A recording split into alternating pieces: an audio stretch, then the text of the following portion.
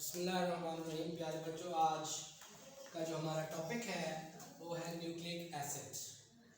Nucleic acid की जो हम डेफिनेशन करते हैं, सबसे पहले उसको हम देखते हैं, फिर उसको बाद हम डिस्कवरी देखेंगे, फिर टाइप्स को देखेंगे। सबसे पहले हम न्यूक्लिक एसिड क्या होते हैं, ये भी बेसिकली क्या है, पॉलीमर्स हैं। जैसा कि आपको पता है कि मोनोमर्स यानी यूनिट्स के मिलने से एक बड़ी फॉर्म बनती है, लॉन्ग चेन बनती है, वो पॉलीमर होती है। तो ये पॉलीमर्स हैं, ये भी किसके, पॉलीमर्स ऑफ न्यूक्लियोटाइड्स। न्यूक्लियोटाइड्स के पॉलीमर्स को न्यूक्लिक एसिड कहते हैं। यानी इसका मतलब ये सामने आया, समझ आया कि न्यूक्लिक एसिड किससे बना है, खुद न्यूक्लियोटाइड से बना है। ठीक है, फिर न्यूक्लियोटाइड क्या होता है उस पर हम आएंगे, उससे पहले हम इसकी डिस्कवरी देखेंगे। ठीक है, तो सबसे पहले हमने जो बात समझी न्यूक्लिक एसिड की, वो डेफिनेशन पढ़ी, और डेफिनेशन में हमने क्या देखा, polymers of nucleotide is called nucleic acid. यानी न्यूक्लियोटाइड जब वो मिलते हैं तो वो मिलकर जो है वो न्यूक्लिक एसिड बनाते हैं। इसकी जो डिस्कवरी है,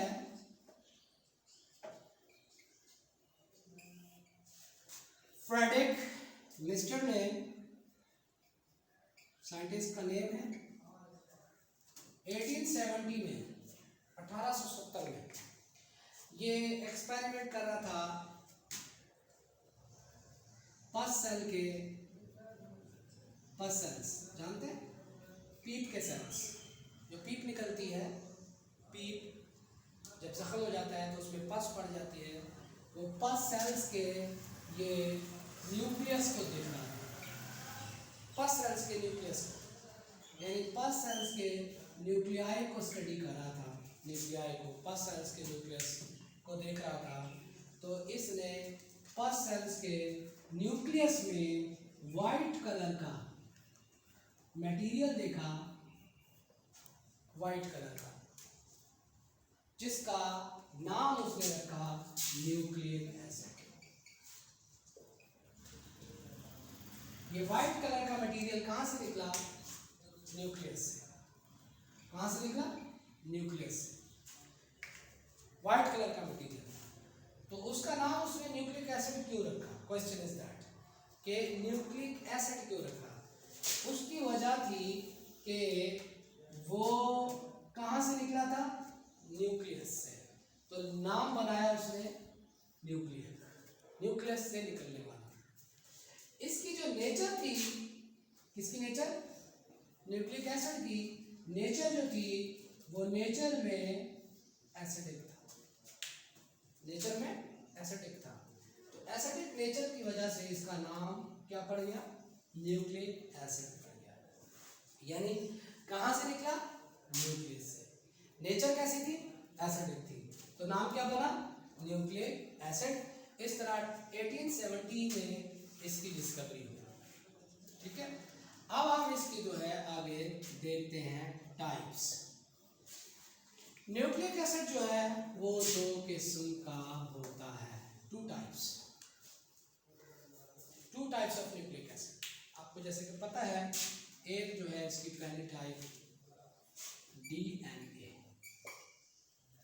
जिसका हम कंप्लीट नेम क्या पढ़ते हैं, deoxy ribo nucleic acid, deoxy ribo nucleic acid. दूसरा जो इसका टाइप है RNA, जिसका नाम बनेगा ribo nucleic acid, ribo nucleic acid. तो ये दो इसकी टाइप्स हैं, डीऑक्सीराइबोन्यूक्लिक एसिड और राइबोन्यूक्लिक एसिड। पहले हम देखते हैं कि डीएनए जो है, ये डीऑक्सीराइबोन्यूक्लिक एसिड, ये कहाँ पाया जाता है हमारी बॉडी में, हमारे सेल में। ये सबसे ज़्यादा जो पाया जाता है वो कहाँ पाया जाता है, क्रोमोसोम। हमारे क्रोमोसोम किसके बने हुए, डीएनए के। आपको पता है क्रोमोसोम्स में पाया जाता है, और क्रोमोसोम कहाँ पाए जाते हैं,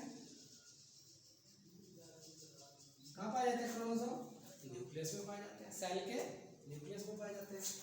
और इसके साथ साथ ये डीएनए थोड़ा सा कहाँ पाया जाता है, माइटोकॉन्ड्रिया में। सेल के कहाँ पाया जाता है, माइटोकॉन्ड्रिया में। और थोड़ा सा ये क्लोरोप्लास्ट में भी पाया जाता है। तो पहली टाइप हमारी न्यूक्लिक एसिड की जो है वो डीएनए है, ठीक है। डीएनए को कंप्लीटली हम क्या पढ़ रहे हैं, डीऑक्सीराइबो न्यूक्लिक एसिड। ये कहाँ पाया जाता है, क्रोमोसोम्स में। क्रोमोसोम कहाँ पाया जाते हैं, न्यूक्लियस में। दूसरा डीएनए कहाँ होता है, सेल के माइटोकॉन्ड्रिया के अंदर भी थोड़ी सी मिकदार में पाया जाता है, और क्लोरोप्लास्ट में भी थोड़ा सा डीएनए पाया जाता है। अगली जो बात करते हैं वो है RNA ribonucleic acid. Ribonucleic acid जो है वो न्यूक्लियस के अंदर एक जगह होती है, आपने पढ़ा होगा न्यूक्लियोलस। न्यूक्लियोलस, जैसे कि ये सेल है, ये सेल का न्यूक्लियस है, इसके अंदर लाइट सा ओवल शक्ल या राउंड शक्ल का पोर्शन होता है जिसको हम न्यूक्लियोलस कहते हैं। ये न्यूक्लियोलस में पाया जाता है।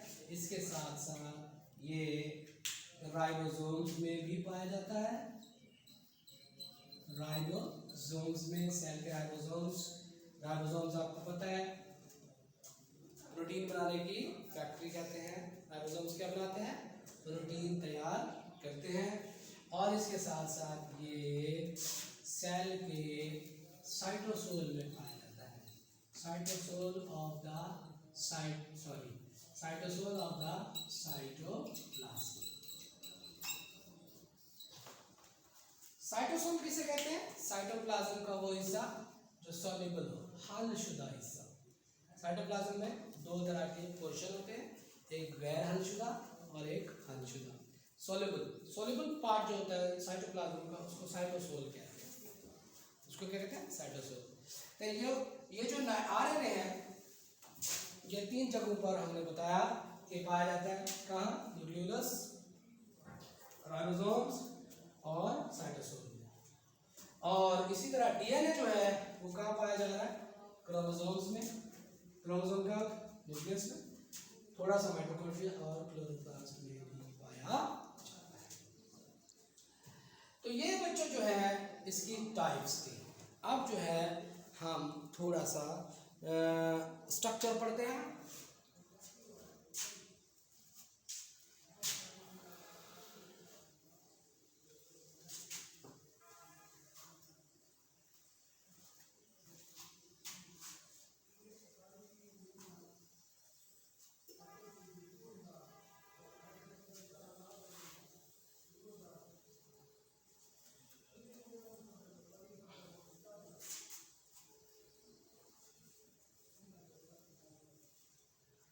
बच्चों यहाँ पर हमारी जो बात है, अब हम थोड़ा सा आते हैं स्ट्रक्चर पर।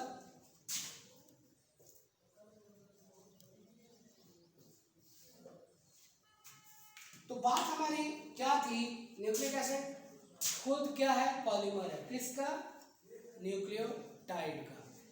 अब हमारे क्वेश्चन का आंसर आएगा, what is a nucleotide. Nucleotide क्या है। तो यहाँ पे न्यूक्लियोटाइड जो है वो 3 चीजों का कॉम्बिनेशन है। न्यूक्लियोटाइड किस चीज का बना हुआ है। Nucleotide ribose sugar, sorry pentose sugar, हाँ राइबोस का नहीं, पेंटोस शुगर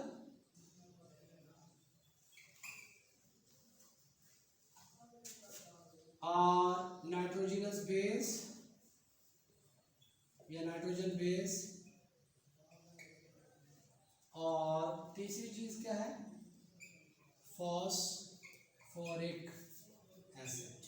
जैसा कि आपने पढ़ा होगा 9th 10th चैप्टर में, न्यूक्लियोटाइड कितनी चीजों का बना हुआ है, पेंटोस शुगर, नाइट्रोजन बेस और फॉस्फोरिक एसिड जब मिलते हैं तो क्या बनता है, न्यूक्लियोटाइड बनता है।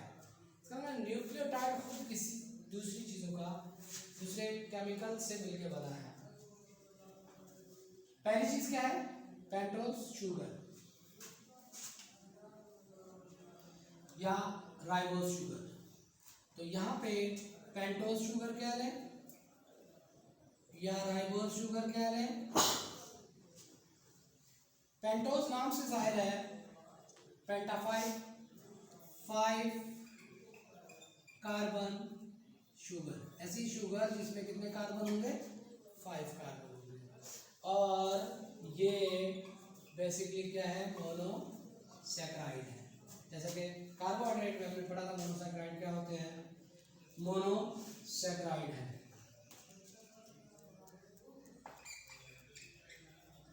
यानी 5 कार्बन वाली मोनोसैकराइड है पेंटोज शुगर। और इस तरह चूंकि न्यूक्लिक एसिड 2 किस्म का है तो डीएनए में कौन सी शुगर पाई जाएगी? डी ऑक्सी राइबोज शुगर पाई जाती है। डीएनए में कौन सी शुगर पाई जाएगी? Deoxy ribose. ठीक है, ये पेंटोज शुगर का ही नाम है। क्या अभी बताया था मैंने? राइबोज शुगर या पेंटोज शुगर, एक ही बात है। तो पेंटोज शुगर किसे कहते हैं या राइबोज शुगर किसे कहते हैं? 5 कार्बन शुगर को कहते हैं।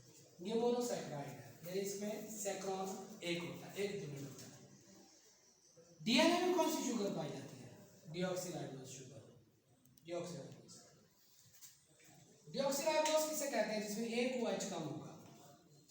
डीऑक्सी, डी मीन कम हो गया, डी का लफ्ज हम लगाते हैं कोई चीज कम हो जाए।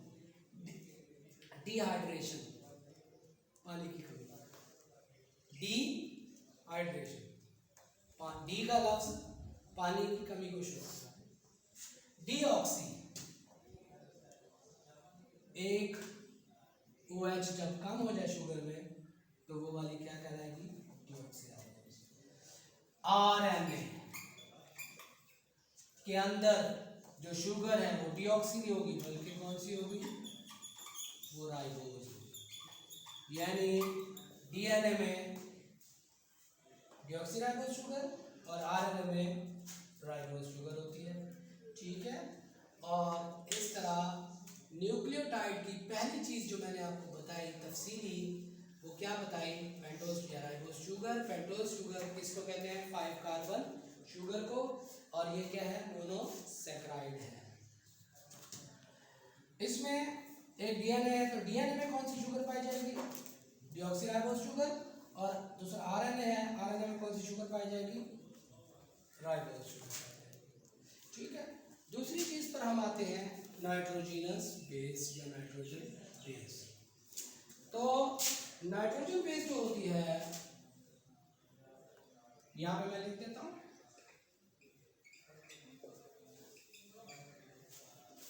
नाइट्रोजन बेस 2 किस्म की होती है।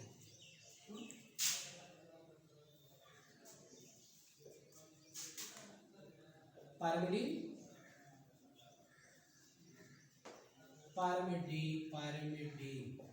Yes, pyrimidines. और दूसरी होती है प्यूरीन।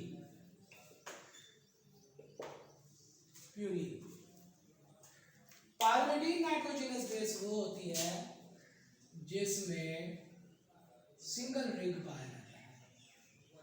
क्या पाया जाता है? सिंगल रिंग वाली नाइट्रोजन बेस को कहते हैं, ये रिंग सिंगल है या डबल है? सिंगल रिंग है। तो सिंगल रिंग वाली जितनी भी नाइट्रोजन बेस होगी वो कहलाएंगी पायरिमिडीन। मिसाल के तौर पे साइटोसिन, थाइमिन और यूरेसिल।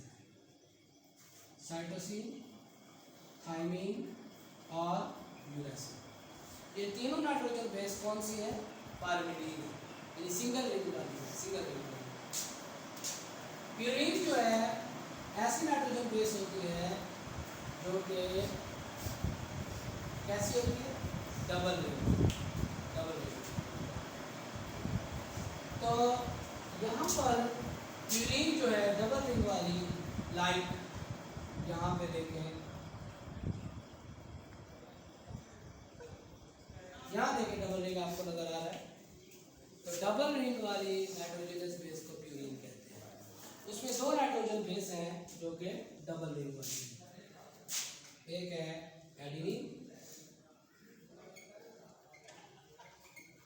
और दूसरी है ग्वानिन। एडिनिन को ए से शो करते हैं, ग्वानिन को।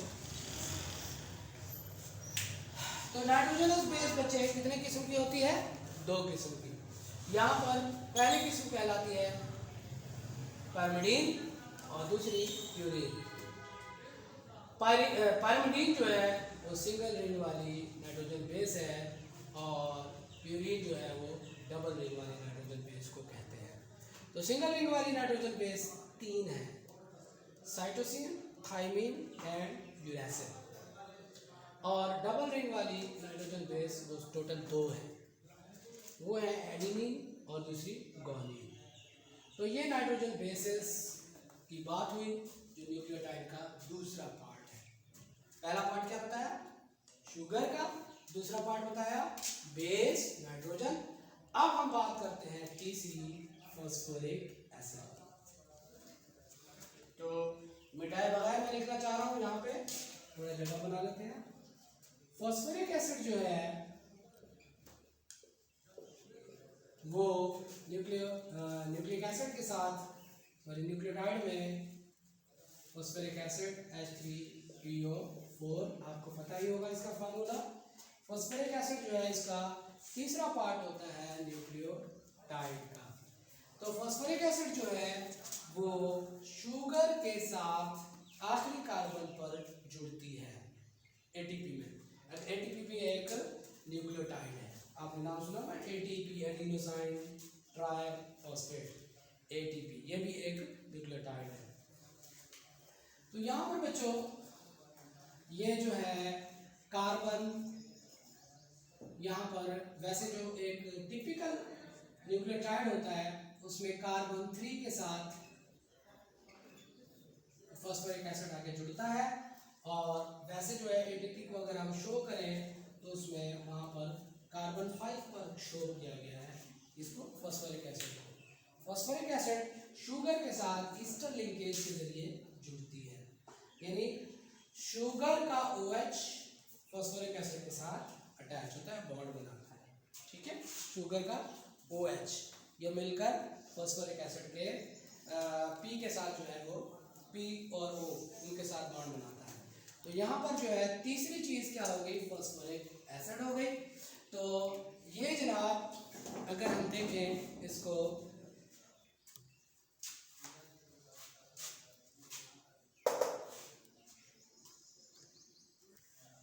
अगली बात आपको बच्चों बतानी है न्यूक्लियोसाइड।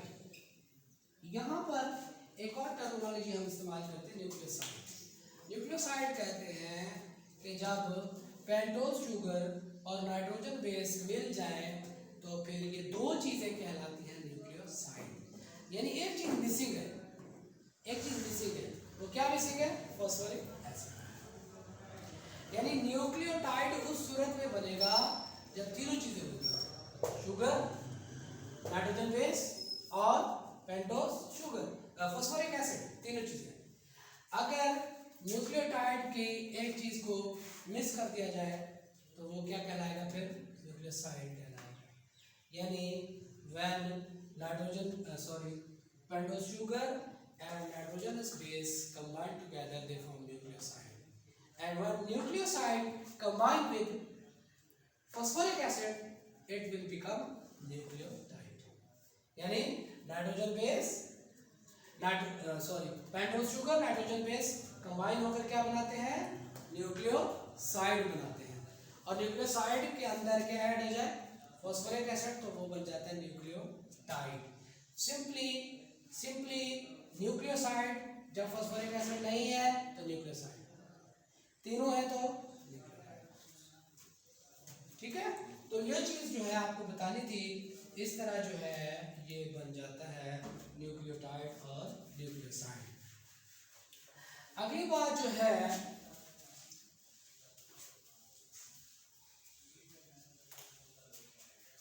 अगर हम देखें तो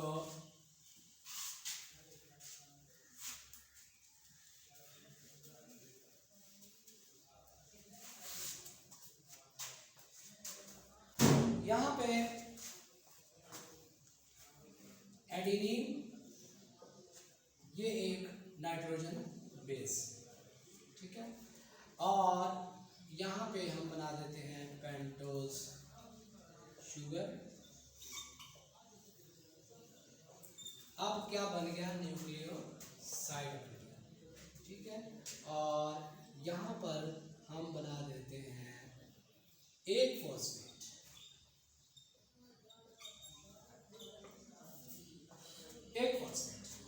तो यहाँ पर जो हम नाम बनाएंगे ये है एडिनिन, उसके साथ मिला पेंटोज शुगर, तो यहाँ पर जो है वो इसका नाम होगा एडिनोसिन।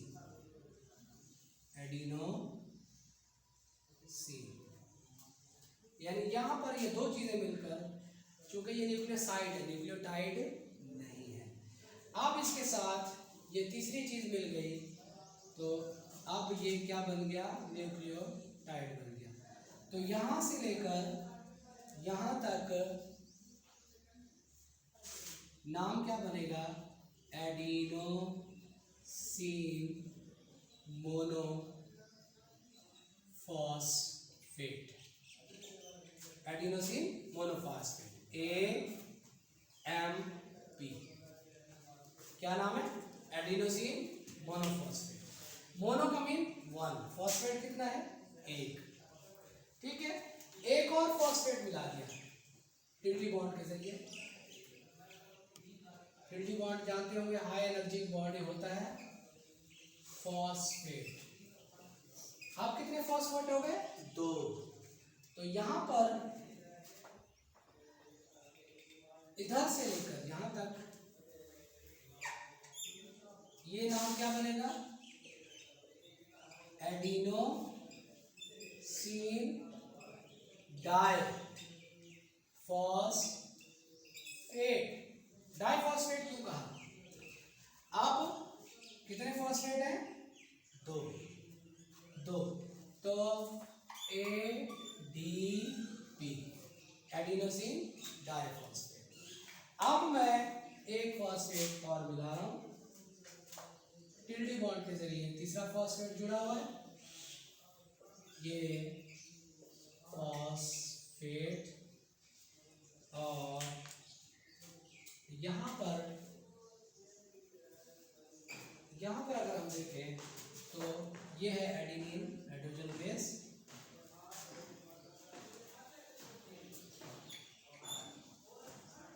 ये क्या कहलाएगा,